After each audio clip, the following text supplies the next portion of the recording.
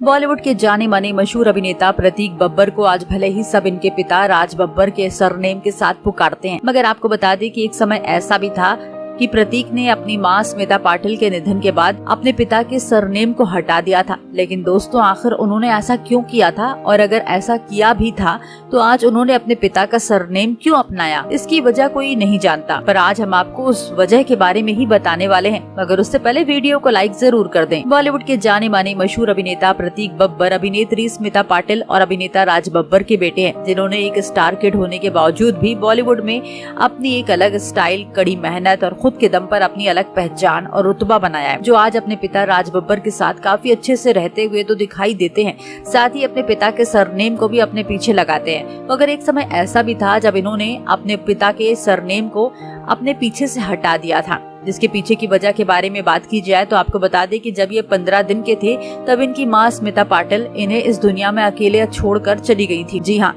दरअसल स्मिता को delivery time पर प्रेगनेंसी में काफी कॉम्प्लिकेशंस हो गई थी, जिसके चलते एक एक करके उनके सारे अंग बेकार हो गए थे, जिसके चलते उनकी मौत हो गई और प्रतीक इस दुनिया में अकेले रह गए। जिसके बाद प्रतीक को उनकी नानी ने पाला। ऐसे में जब राज बब्बर ने प्रतीक का साथ नहीं दिया, उनका ध्यान नहीं रखा, तो धीरे धीरे प्रतीक अपने पिता से नफरत करने लगे। यहाँ तक कि कहा तो ये भी जाता है कि 12 साल की उम्र में ये अपनी माँ की मौत के गम में इतना ज्यादा डूब गए थे कि इन्होंने ड्रग्स तक लेना शुरू कर दिया था। जिसके बाद जब इन्होंने 2 बार रिहैब सेंटर भेजा गया, तब जाकर ये सही हुए।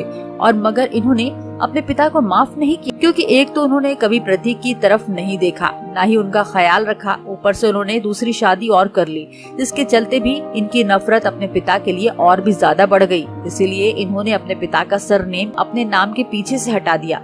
पर समय बीतने के साथ साथ दोनों के रिश्ते सुधर गए, इसीलिए आगे चलकर प्रतीक और राज बब्बर के बीच सब कुछ ठीक हो गया और प्रतीक ने भी अपने पिता का सरनेम अपना लिया। दोस्तों, क्या आपने कभी सोचा था कि प्रतीक जैसे स्ट्रॉन्ग अभिनेता ने अपनी लाइफ में इतने दुख झेले होंगे? आप हमें अपना जवाब कमेंट करके बताएं और ऐसी तमाम खबरें जानने के लिए आप हमारे चैनल को सब्सक्राइब करना ना भूलें।